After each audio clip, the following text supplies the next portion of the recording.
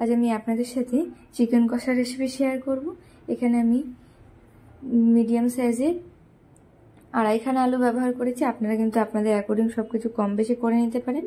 পুদিনা পাতা, ধনে পাতা, 1 ইঞ্চি আদা, লঙ্কা আর রসুন ব্যবহার করেছি। মিডিয়াম সাইজের পেঁয়াজও নিয়েছি। আর 650 গ্রাম চিকেনকে ভালোভাবে ধুয়ে জল ঝরিয়ে রেখেছিলাম।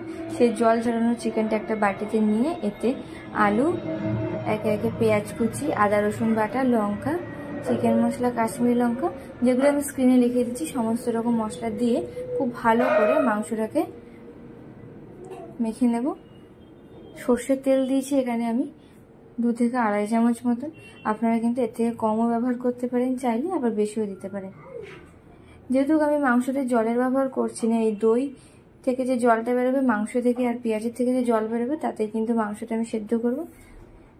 ভালো করে মাংসটা মেখে আধ ঘন্টার জন্য রেখে দেব।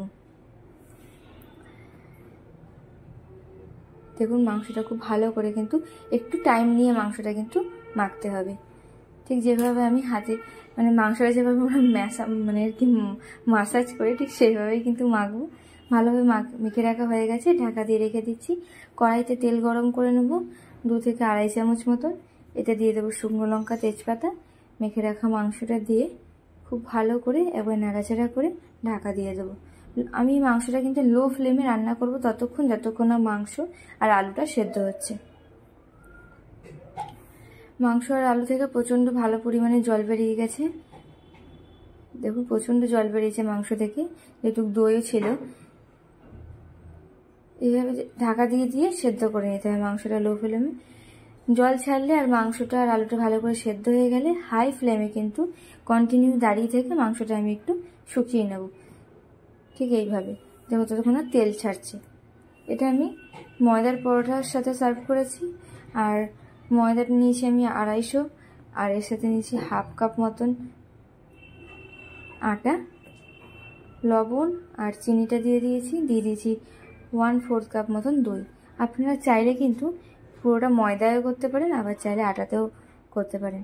আটাটা ভালো করে প্রথমে মেখে তারপরে আমি 1/2 টিস্পুন তেল আর 1/4 টিস্পুন বেকিং পাউডার একটা কাপের মধ্যে ভালো করে মিক্স করে, যেভাবে আমি আবার মেখে নিলাম ভালো করে আটাটা, সেইভাবে মেখে রেখে দেবো কিছুক্ষণ। এরপর এর থেকে লেচি কেটে নিচ্ছি। আমি এখানে বড় বড় সাইজের 4টা লেচি কেটেছি, আপনারা কিন্তু 6টাও কাটতে পারেন। কিন্তু আমি একটু বড় বড় আর মোটা মোটা করে করছি। ঠিক এইভাবে ভালো করে ময়দাটা প্রথমে মেখে নিয়ে এভাবে লেচি কেটে নিয়েছি। এরপর এর থেকে আমি প্রথমে একটা লাচ্ছা পরোটা বানাবো।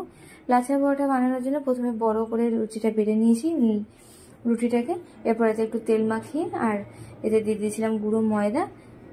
এরপর সব স্ট্রিপ কেটে নিয়েছি একটা রুটি থেকে। স্ট্রিপগুলোকে একসাথে জোড়া করে আবার রোল করে ঠিক যেভাবে আমি দেখালাম ঠিক সেইভাবে করে, আপনারা চাইলে, আমি এটা গোল করে করেছি, আপনারা চাইলে কিন্তু ট্রায়াঙ্গেল শেপেও করতে পারেন, যেভাবে আমরা পরোটাটা বানাই ন্যাচারালি পরোটা হয় শেপ সেরকম। তাওয়া ভালো করে গরম করে এপিট এপিট ভালো করে শেখে এরপর যেভাবে আমরা রুটি পরোটা বানাই ঠিক সেভাবে করে নেব। খুবই ভালো লাগে খেতে, আপনারা অবশ্যই একবার রেসিপিটা ট্রাই করবেন।